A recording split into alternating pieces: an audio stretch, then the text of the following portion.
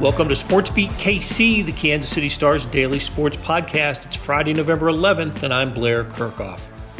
High school football playoffs in Missouri and Kansas have reached the quarterfinals, and on today's show, Dion Clisso of PrepsKC.com provides the breakdown. Plenty of interesting storylines on both sides of the state line as we discuss Liberty North against Park Hill South, the Smithville-Kearney game, Piper versus Miege, Blue Valley West versus Gardner-Edgerton, and many others. After a break, you'll hear what Chiefs quarterback Patrick Mahomes had to say about this week's opponent, the Jacksonville Jaguars, and last week's, the Tennessee Titans.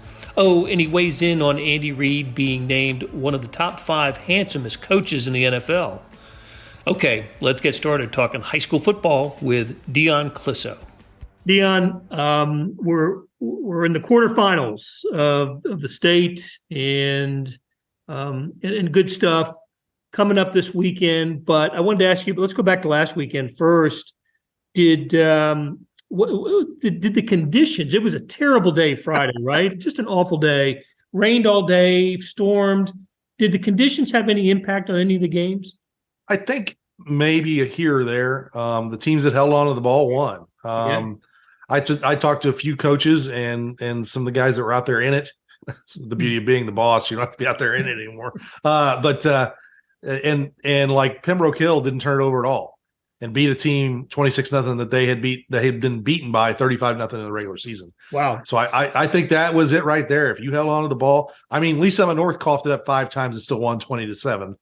But I think that they kind of out-athleted Lee Summit West there and just got through it. But, you know, those were huge in the Oak Park Platte County game. Platte County completed 3 passes for 3 touchdowns, but fumbled it like 4 times. So, I mean, I think I don't think it caused anybody who you thought would win, not win. I mean, I think the Olathe North Blue Valley result might have shocked some people just because our Blue Valley West wasn't playing real well. Right. Down the stretch. But Blue Valley West was a team, I think, going in that a lot of us thought was going to be right where they're at and maybe even further on down the line. So it's like they just didn't look good all season. It's like when you thought they were getting it together, they'd lose a couple games. So I think those are the games, maybe the Olathe Northwest, Olathe South, but Olathe Northwest had been playing well. Olathe South had been, not necessarily struggling, but they were kind of coming back to the pack a little bit. So those are the only ones on the Kansas side that really, but other than that, it's a lot of chalk. It's a lot of chalk out there. In both sides of the state line. So, you're mentioning Pembroke Hill got me thinking in having a revenge situation. I'm kind of curious about the regular season flip. Teams that lose or a different outcome in the playoff than in the regular season. That's pretty extreme for Pembroke Hill to lose by as much and then to win by as much. Other examples of that going on in the playoff? The Park Hill South was a 1-score game one time and a 1-score game the next time. So that was kind of a flip there. The same thing with the Olathe Northwest, Olathe South. It was a close game the first time and it was a flip the second time. And then, like this week, Olathe West and Olathe Northwest was a 3-point game the first time. So it ought to be a good one. I think that the Pembroke Hill is probably the most shocking because about 3 weeks into the season, I didn't know if they were going to win a game. And their schedule's got some good teams on it, but it's not the toughest schedule in the world. And like I said, they got beat by St. Michael 35-0. And then as the season went on, late in the year, Van Horn, who's a pretty solid football team, went to Pembroke Hill and struggled to get that win. So you could kind of see something going on with Pembroke Hill. They got a Knob Noster team that had 6 wins in the first round and hammered them. And I think that's more about just better scheduling, just a better team. Knob Noster, they'd taken the first step, which was beat the teams you should beat. They've been a 1-9, 2-8 team for a long time. But no, Pembroke Hill's got a holding team this week that they've got a shot to, maybe win a district title. And I'll be on the record. Sam Kanopik, who's the coach over there, is one of the all-time good dudes and a friend. I'm happy to see him do well. But David Diener, Marvin Diener's son's the coach at Holden. He's done a fantastic job of that program there in a district championship game for those 2 teams. So it's good. It's good for both those programs because one of them is going to win a district title. Unfortunately, they draw Lamar in the next round. So that's probably a good spot where I think it's probably going to come to an end for one of those teams. But you're right, though. That turnaround like that, because it was 26-0 as the night was going on. I had to go back and look at the score. I'm like, didn't they get crushed? It made me go back and look at the score. And I was like, yeah, they did. They got crushed by St. Michael the first time around. So hats off to Pembroke Hill and just playing on a tough night. And it was a lot of them got delayed because they thought there was like a lightning band, but that kind of slid off to the east. Like Fort Osage started on time. Grain Valley started at 8:00, and there's not that much difference between those two schools. Liberty North, who's not that further north than Fort Osage, they were an hour late. But I think a lot of them were nervous that they didn't want to start, get lightning, stop, get lightning. So they bumped it back where the lightning kind of slid off. But that didn't stop the rain. The rain and wind. Right. It was pretty brutal. Okay, another little topic I wanted to get to before we get into some games is I guess this is only true on the Kansas side just because of the way the playoff structure worked, but brackets that are a little bit deceiving because of miscast teams at the number 1 or number 2 seeds. That we especially see that in the little, maybe not at the top of at 6A, but maybe in 5 and 4A. Yeah, and I think this year you had Chanute at the 1 seed in 4A in the East bracket, and Atchison, and really Atchison had as good a season as they had, and they kind of hung with St. James for a little while. But Piper, who's a very solid, good football team, went down and beat Chanute in double overtime. And I watched the web stream of that. Oh, interesting guys doing those games. At one point I tweeted out, it's like, you people need to get on this. I sent out the link. I said, I can't keep the comedy to myself. I have to, because they didn't know how much time was in a game. They didn't know how the overtime was being played. It was funny, but no, I tweeted out that the 1 and 2 seeds go down. Maybe we need to think about something different. And of course, the clapback I got on Twitter was all about the private schools, and I'm like, I'm not even talking about private schools. I'm just saying record may not be the way to go. The Missouri point system is, I think, better. Not saying it's perfect, and I think that there's a lot of that. It has to be perfect before we change anything. We have to come up with the perfect solution. Yeah. I'm like, try some things. Try some things and do it differently. And I think that's where they need to go. And you're right. Like in 6A, it's showing it was kind of wide open in that East bracket anyway, and you had some teams get knocked off. I mean, Blue Valley West was an 8 seed, and they knocked off the 1 seed. But no, I think for the most part, like Mill Valley and DeSoto are the 1 and 2, and I think they get a good shot. The Blue Valley Southwest has got a shot there. But I think in 4A it shows up when you got teams that are playing in totally different conferences, like the private schools that are playing the EKL and the other schools that are playing. Now, the Frontier Leagues, I think the Frontier League teams would like to have some sort of strength of schedule, because that would put them in front of the Atchisons and Chanutes and the Fort Scotts and teams like that. Okay. Hey, we'll stay in Kansas just for now. Hey, there's some new blood advancing here in 6A, isn't I love it. And nothing against those guys who've been there every year. There's a lot of good coaches and a lot of good programs, but talk with Coach Lauren Clark over at Olathe Northwest. This is his first year there. 7 wins, the most in program history, and they've never been to the quarterfinals. That's fantastic. This is the first time. Olathe West, they were in the semifinals in 5A, their second year, I think. But this is the deepest they've been in 6A. And then you got Gardner Edgerton, who's been, in 6A for a long time. And, they made a state championship game against Hutch when they were in 5A when they had Bubba Starling. But they're kind of deep. Blue Valley West has been sniffing around this level for the last few years. And that's why I think coming into this year with the players they had back, a lot of us thought they could represent. But really a great Final Four on that side of the bracket, in the quarterfinals. And it's going to be a fun night. Let's how about in 5A? What's Kansas 5A? What's interesting there?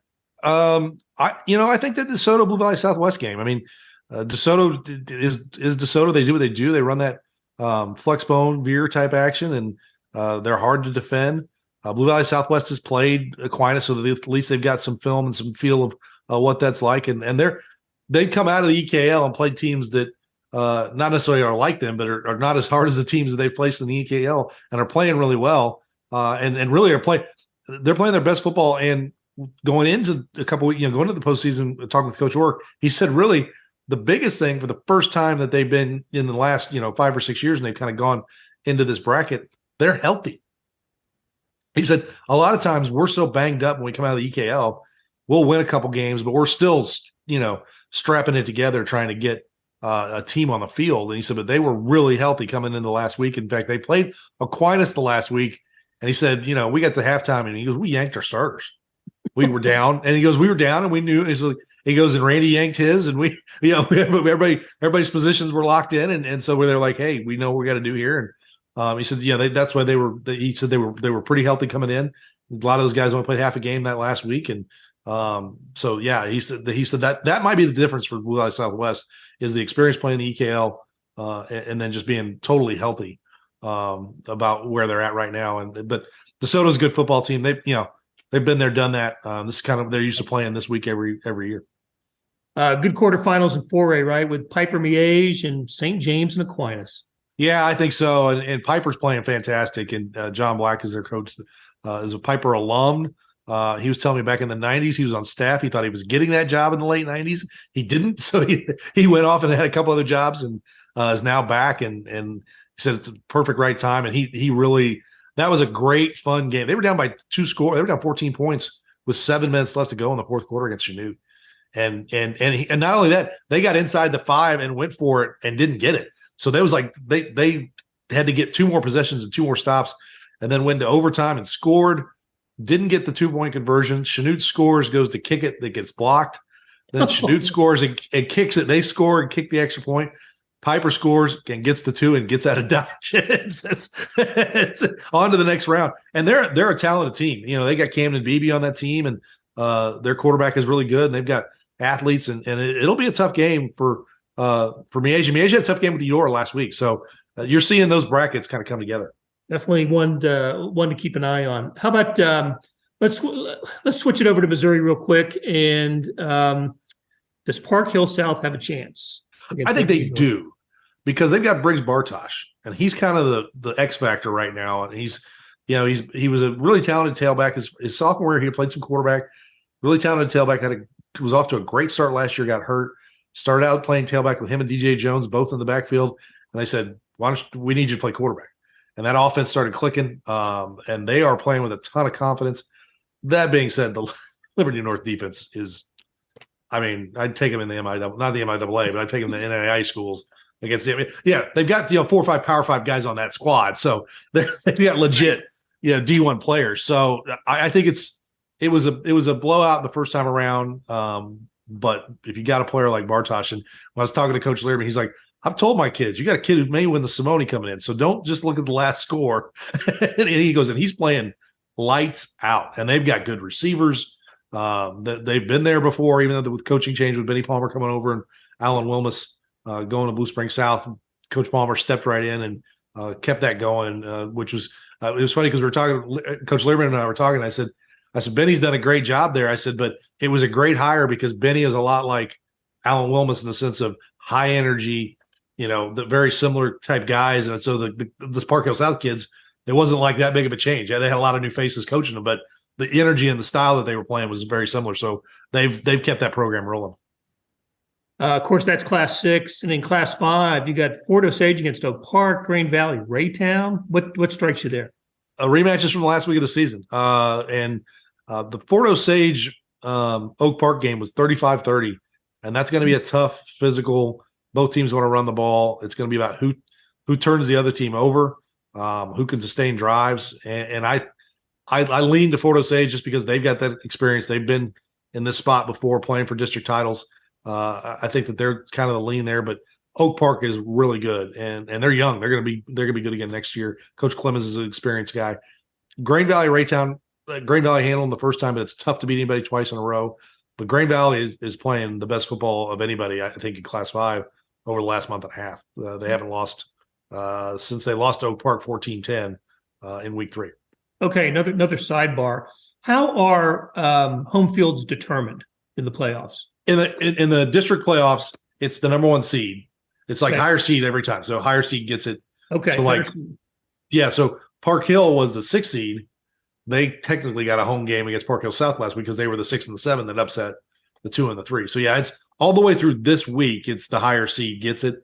And then next week is when they get out of districts and they go in classes 1 through 5. And in class 6, they go out and play another district. It's where you are on the bracket and the year and how many games you've hosted. So like to give you an example, CBC and Liberty North, if they both went out, CBC will come to Liberty North because they both hosted the same amount of playoff games, and Liberty North is on the bottom bracket, and it's an even numbered year. So, I have to reteach myself that every single year. It's one of those things that, and you're always counting games, and sometimes it's weird because if the team has a bye, it's not counted as a home game, and so it's a weird deal. But most of since they've redone 1 through, or at least 2 through 5, almost every single 1 seed has a off week. So those 1 seeds match up game wise the same. So right. and then 6 and 1, everybody has a first round game because they have 18 in their district. So it matches up better. So it's a little easier to know. But like next week, if Center wins, they're above Kearney and Smithville. So they would go to, if Smithville wins, Smithville would hosted less games, so they would host. And if Kearney wins, they would host because they're on the bottom half of the bracket, the Center. But that would help a Center team if they were to play like a St. Mary's, who's in the similar type boat, but they're above them in the semifinals. So it's like you'd like to, if you have to go on the road, go on the road in town. Right. And so you're not heading to St. Louis, because that's where a lot of it, or Springfield or something like that. You don't want to be, like Lee Summit North is down in Nixa playing because they were the 2 seed. So yeah, for anything but a state championship game, you want to stay here. So how about on the Kansas side? Similar? It's all because they do 1 through 16, so it's higher seed all the way until the state championship game. So okay, that's the one thing that it used to be that way. No, it was like you come out of the districts with the 2 teams, and then it would alternate, and that one was even more weird. I just waited until Keisha put up and told me where they were going to play, and then I would update my brackets that way. It's just one of those. It was like now I will say this: Keisha's usually a lot quicker at updating their brackets than Misha, so that they were good about that. But it used to be crazy, and now it's a higher seed. So all I have to do is look and find that seed and know where they're going. There you go. All right, Missouri Class 4, got a really good one, don't we? Kearney Smithville. Yeah, it's going to be a fantastic game, and I think Kearney's done everything you could ask of him this year. Logan Minnick moved over from Raytown. He used to be at Kearney before with Greg Jones before he got the Raytown job, and he's done a fantastic job. They were a kind of a hidden gem. They were a 5-5 team last year, but brought back a lot of players. And even Minnick said to me in the season, he's like, I knew we had some talent. He goes, they're better than I thought we were going to be. And he's proven it. I mean, they've gone out and handled everybody, but that was a 1-point game. First time around, Smithville's done all they've done since that time is win and shut teams out. Defensively, they're really good. They've got a lot of team speed, and they really fly to the ball, 9, 10, 11 players at the ball every time. So it's going to be a knockdown, drag-out fight. And, I don't know if it holds quite as true as it did, say, 7 or 8 years ago, but it's really hard to go to Kearney and win a playoff game, especially when Greg Jones was there. They built that in. I think they're trying to get back to that. And that's an atmosphere in Kearney that's one of the best in the Metro. Yeah, I remember when Kearney was just steamrolling everyone. Oh, yeah. Yep. All right. Nobody does it better than Dion Clisso. Dion, thank you so much for your time, buddy. Thanks a lot. It's always fun. Hey, this is Blair. There are several ways to access the Star Sports section. Let me tell you about a couple of them. There is Sports Pass. For $12.99 a month, you get unlimited digital access to all of the Star Sports content, including beat writing, columns, features, pretty much everything we write. The deal renews monthly until you tell us to cancel. For $159.99 a year, you get everything the Star has to offer digitally, including sports and the e-edition. Go to kansascity.com and drop down to the bottom of the page where it says Start a Subscription for more information. Your support has never been more important. As always, thanks for reading and listening. Hello. We have to ask you a funny question before we get into football. Coach Reed is ranked 4th of the best looking coaches in the NFL. What do you think about that? I think he should be higher, man. It's a good looking gentleman out there. So he's got some swag to him too, so he's got the personality to match. You get so many pass attempts last week. I know you're used to it, right? You've done that a lot in college. But do you do anything with your arm? Take a little time off? You're going to pitch count during practice? What sort of things are you doing with your arm these days? I don't. Ever since I've been young, I haven't really got sore, even when I pitched when I was younger. So usually just the normal stuff. I mean, we do different stuff that I do with my trainers and stuff like that. But other than that, I just try to keep that arm strength up and keep rolling. When you face a former coach like a Doug Peterson, who knows you very well, how do you prepare knowing that they know a lot of things that helps you get to where you are? Yeah, I have to ask because I actually wasn't here with Doug, so he got here he left right before I got here, and so I knew a lot of people that knew him and talked very highly of him, how great of a coach he was, and so I have to kind of go back and ask sometimes, like, hey, on this check, does he know like what this check means and stuff like that, so that we can change the code words, we can change stuff up, so that he doesn't have any intel on the stuff we're trying to get done.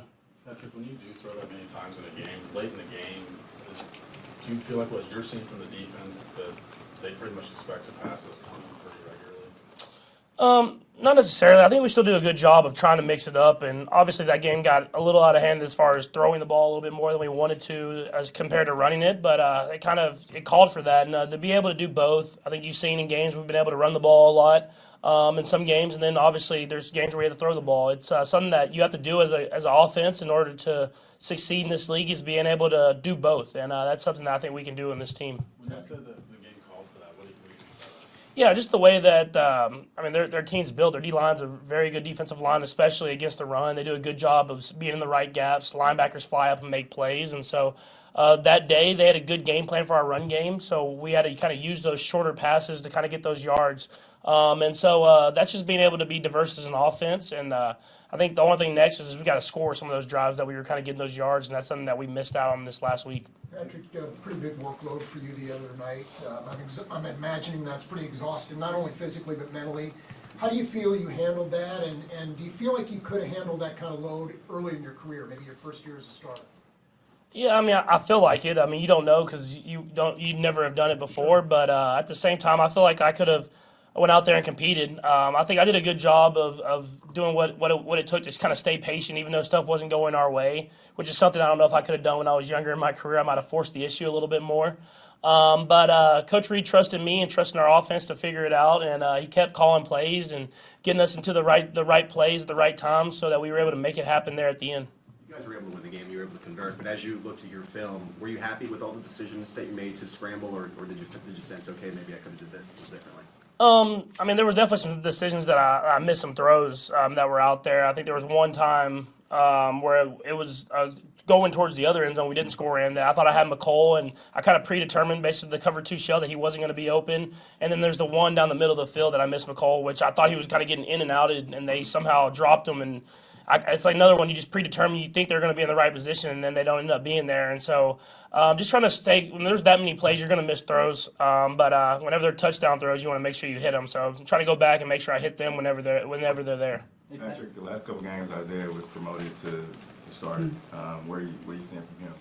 Yeah, I mean, he's a guy who's going to continue to go out there and put his best effort, put his best step forward. And he's someone that plays hard. He runs the ball hard. But in this offense, I mean, you've seen it in the receiving room, you've seen the running back room, tight end room, other than Travis. It's going to be a different guy every week. And I think just having Isaiah out there, I mean, he's going to be that physical runner, can really gain those extra yards, fall forward. But then when you throw in guys like Clyde and Jet, all these guys, they're ready to go. It keeps those guys fresh, and it keeps them ready to go whenever their number's called during the game. And he's a young guy, but can you see him progressing? Oh, 100%. I mean, he's so physically gifted. He's so fast that sometimes you're like, man, you got to just take that extra step, then hit it. But you don't want to take that aggressiveness away from him because it's hard for defenses to account for is how physical he runs. But I think as he sees more and more in this league, he's going to – the sky's the limit because he has all the physical tools to go out there and be great. Patrick, that 4th and 1 in overtime, you guys got timeout. You went and talked to Andy and Eric. Was that a talk about – should you go for it, or was that a talk about play call you like? I just wanted that conversation. Yeah, it was more play call. I think we figured we were going to go for it. We not only thought we were going to get it, but we trusted how our defense was playing. If we didn't get it, they could get us the ball back, and we could maybe get back in field goal range again.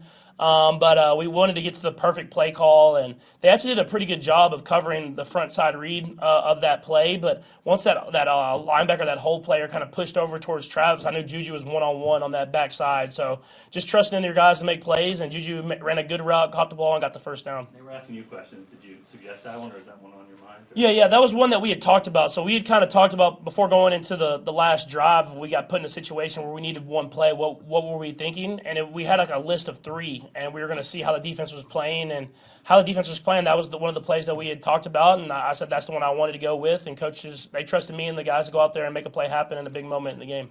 Patrick, a lot of fans, people outside the building will probably look and see the Jags coming in and think this isn't a very good team. This should be an easy win. What's the danger factor with this team? And how, it's the NFL, you can't overlook people, but is this one of those games you can sneak up on you a little bit if you don't watch yourself? No, I mean, it's not going to sneak up on you. I mean, if you look at the tape, I mean, the players that they have out there are really legit players. I mean, they're young, but they're fast, they're physical, they're big, they fly around to the ball, they play with confidence. And so we have a ton of respect for this team coming in. And if you see them, even the games they've lost, they've been in them. And they've made a mistake here and there that's cost them a game. But if you watch the tape, it doesn't show what their record looks like. And I think guys understand that it's going to be a heck of a football game, and we're going to have to play our best football in order to win. Coming from a quarterback perspective, Trevor Lawrence, I mean, what are you seeing are the biggest threats that come from him? Yeah, he's super talented. I mean, just kind of like a lot of guys on their team. I mean, he's young, so he's made mistakes, but I think you see the talent week in and week out. He makes a lot of big-time throws. He can run the ball better than people think, and he's someone that's won on every level he's been at. So you can see, I mean, they've kind of turned this around pretty quickly here. I mean, they haven't won the games, but you can tell the team has gotten a lot better over this last year. And so we understand that it's going to be a great challenge for us both sides of the ball, and that we're going to play a great game in order to win. What are the challenges that go with Josh Allen specifically, and what he brings to the table? Yeah, I mean, he's so gifted as a pass rusher, but also he's athletic enough to drop into coverage, and you don't see a lot of guys like that. But he's obviously he's a big physical guy, but he's fast. He does a good job with his hands and getting off blocks. And so they kind of have guys like that on both sides of the ball with Walker there now as well. So it'll be a great challenge for our guys to have on that whole entire defensive line. And it seems like week in and week out we're playing a great defensive line. So our offensive line is battling. I thought they did a great job this last week, and I think we can hopefully carry that momentum into this next week. That'll do it for today and this week on SportsBeat KC. Thanks to our production crew of Monty Davis, George Howard, Randy Mason, and Jeff Rosen. Tip of the cap to Dion Clisso from Preps KC for sharing his insights. Morning Sports Edition, the nation's top digital sports section, was 50 pages today. Check it out at liveedition.kansascity.com. Thanks for listening, and we'll be back soon with another SportsBeat KC, where we talk sports in Kansas City every day.